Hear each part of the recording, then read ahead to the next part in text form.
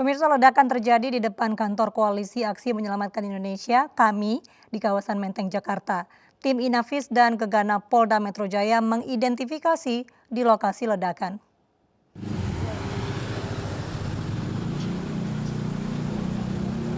Tim Inafis dan tim Gegana Polda Metro Jaya mendatangi lokasi ledakan di depan rumah warga yang dijadikan kantor di Jalan Kusuma Atmaja, Menteng, Jakarta Pusat. Petugas menemukan serpihan kertas di lokasi ledakan di rumah yang dijadikan kantor Koalisi Aksi Menyelamatkan Indonesia. Menurut saksi mata, saat peristiwa terjadi terdengar ledakan 1 kali di luar rumah. Tidak ada korban jiwa dan kerugian material akibat kejadian tersebut. Maskalnya. Oh gitu. Orangnya besar atau gimana? Ya itu udah kirain kayak apa? Gas meledak. Oh gas meledak. Tapi dari barang bukti yang kita kumpulkan ada serpihan kertas seperti kertas yang buat bungkus casingnya itu. Ya kita bahan bakunya residunya sedang diambil sama Gegana. Prediksi kita adalah low. Kini petugas kepolisian masih mengecek kamera pengawas di sekitar lokasi ledakan. Kasus ini ditangani Polres Metro Jakarta Pusat. Dari Jakarta, Sofyan Firdaus, iNews melaporkan.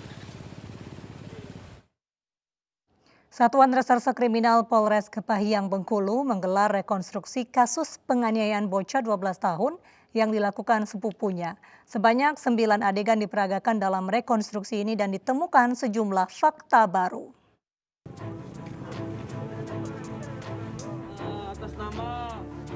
Rekonstruksi kasus penganiayaan terhadap bocah 12 tahun AN di Kelurahan Kampung Pensiunan Kecamatan Kepahiang, Kabupaten Kepahiang menarik perhatian warga.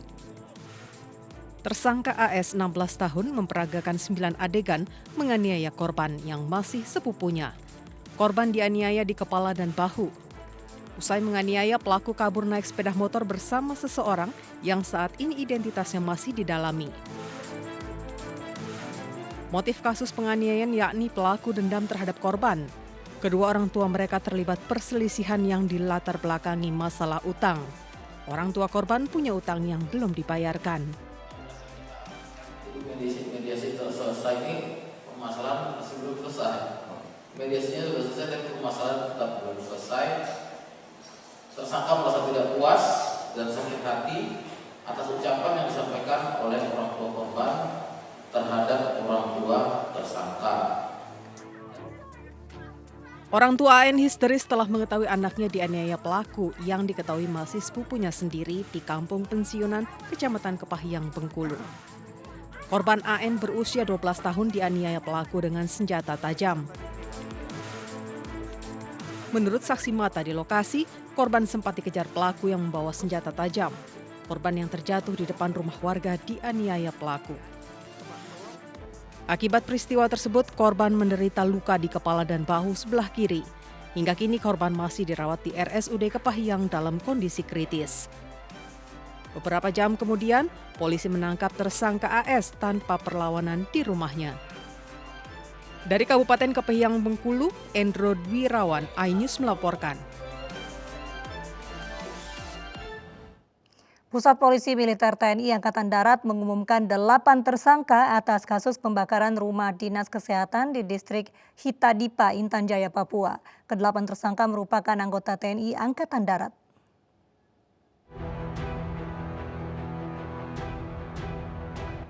Hampir 3 bulan bergulir, Pusat Polisi Militer TNI Angkatan Darat siang tadi memaparkan perkembangan penyelidikan kasus pembakaran rumah dinas kesehatan di Hitadipa, Papua. Pusat Intelijen TNI AD yang bergabung dengan Kodam 18 Cendrawasih menggelar penelusuran tempat kejadian terbakarnya rumah dinas kesehatan tersebut. Petugas memeriksa sebanyak 12 orang yang terdiri dari 11 orang TNI AD dan 1 lainnya dari masyarakat. Hasilnya Puspomat menetapkan 8 anggota TNI Angkatan Darat sebagai tersangka. Langkah hukum yang telah dilakukan oleh tim gabungan Mabesat dan Kodam 17 Cendrawasih adalah melakukan proses penyelidikan dan penyidikan dengan rincian sebagai berikut. A. Melakukan pemeriksaan terhadap 12 orang yang terdiri dari anggota TNI Angkatan Darat sebanyak 11 orang. Atas perbuatannya tersangka dijerat pasal 187 KUHP tentang perbuatan sengaja mengakibatkan kebakaran dengan ancaman hukuman maksimal 12 tahun. Dari Jakarta, Rian Rahman, iNews melaporkan. Penyidik Barreskrim Mabes Polri menetapkan Rizik Syihab sebagai tersangka kasus kerumunan di Megamendung Bogor. Selengkapnya akan kami hadirkan di iNews Malam sesaat lagi.